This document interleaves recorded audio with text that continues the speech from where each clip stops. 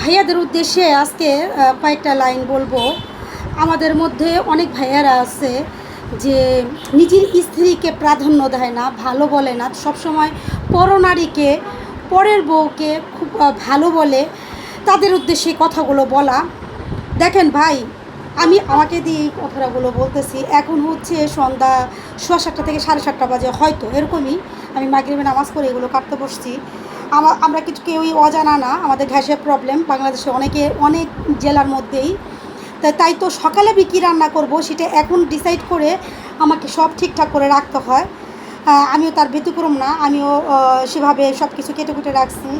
যেমন এখানে কিছু করলা কাটছি, এখানে কিছু আলু ছিলে রাখছি, আবার বাচ্চাদের জন্য জাম্বুরা কাটছি, সেটা আর কি এখানে। যাই হোক, এখন দেখেন, আমি সারাক্ষণ কাজ করে এসে বাহিরে আমি কই একটু লিপস্টিক লাগবো, নিজে ফ্রেশ হব, নিজেকে একটু হাওয়া লাগাবো, কিন্তু আমি একটা জায়গায় বন্দি, আমার ফ্যামিলির কাছে বন্দি। আমি যদি সেই কাজগুলো করতে যাই, এখন আমি একটু চুলগুলো ছাড়লাম বা একটু লিপস্টিক লাগালাম বা ভালো একটা কাপড় পরলাম, আমাকে দেখতে অনেক সুন্দর লাগবে। সেই কাজগুলো যদি আমি করতে যাই, তাহলে আমার এই কাজগুলো পিছিয়ে পড়ে থাকবে। গেল।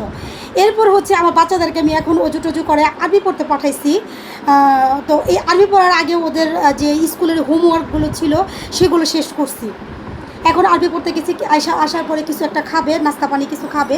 নাস্তা পানি আগেই খেয়ে যায়, একটু সময় হয়ে গেছে, লেট হয়ে গেছে, এই জন্য চলে গেছে, আয়সা খাবে।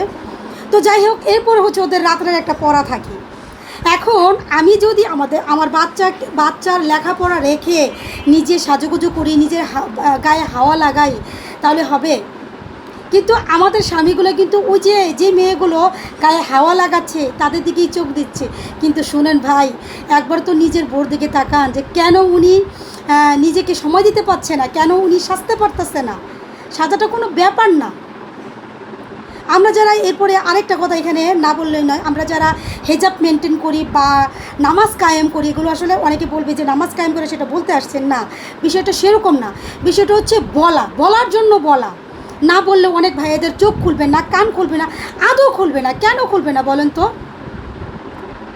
আমরা 5 ওয়াক্ত নামাজ পড়তে গেলে আমাদের ওযু করতে হয়। সেক্ষেত্রে আমরা যে সেজে গুজে থাকবো, ভালো একটা পোশাক পরে থাকবো, কীভাবে সম্ভব, কীভাবে পসিবল বলেন তো? কিন্তু দিন শেষে আপনাদের কাছে মন পাই না, আপনাদের কাছে ভালো হতে পারি না। এটা একটা দুঃখজনক ব্যাপার, আসলে এটা দুঃখজনক ব্যাপার। শুনুন ভাইয়া, একটু বুঝেন। আপনারা মা বোনকে যেভাবে প্রাধান্য দিবেন, নিজের ঘরের স্ত্রীকেও প্রাধান্য দিবেন। কারণ আপনার জীবনে আপনার মা বোন যতটুকু ইম্পর্টেন্ট, তার চেয়েও বেশি ইম্পর্টেন্ট হচ্ছে আপনার ঘরের অর্ধাঙ্গিনী, আপনার ওয়াইফ। আপনি আপনার ফ্যামিলিতে আপনার মার জন্য আপনার বাবাকে পাবেন, আপনার বোনের জন্য আপনার বোনের হাজব্যান্ডকে পাবেন, কিন্তু আপনার ওয়াইফের জন্য আপনি কাকে বরাদ্দ করবেন বলেন তো? প্রশ্নটা রেখে গেলাম। আপনার ওয়াইফের জন্য আপনি বরাদ্দ থাকবেন সব সময়ের জন্য, মরণের আগ পর্যন্ত। এরপর যদি আপনি এটা ধরে রাখতে পারেন, মরণের পরও সেটা আপনার জন্য বরাদ্দ থাকবে আপনার স্ত্রী। অর্থাৎ এত ইম্পর্ট্যান্ট একটা জিনিস আপনারা গুরুত্ব দেন না, আপনারা সবসময় পরনারীর দিকেই ফিরে থাকেন। এটা আসলে ঠিক না। আপনাদের মন মানসিকতা চেঞ্জ করেন।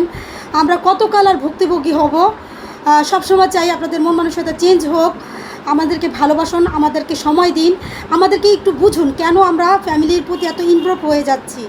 এই ফ্যামিলিকে আমরা অনেকটা পরিমাণে ভালোবাসি, সেই জন্য নিজের শখ আহ্লাদ সম্পূর্ণ জিনিস বিসর্জন দিয়ে এখানেই ধামাচাপা, আমাদের সকালে সব ধামাচাপা দিয়ে আপনার ভালোর জন্য, আপনার সন্তানের ভালোর জন্য, পরিশেষে আপনার ফ্যামিলির ভালোর জন্য আমাদের সব কিছু ত্যাগ করছি।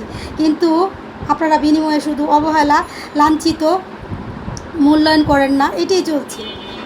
পরিশেষে একটা কথাই বলবো, আপনারা অনেক ভালো থাকেন, মন মানসিকতা চেঞ্জ করেন, আর একটু সময় দিন, বউদেরকে একটু ভালোবাসুন।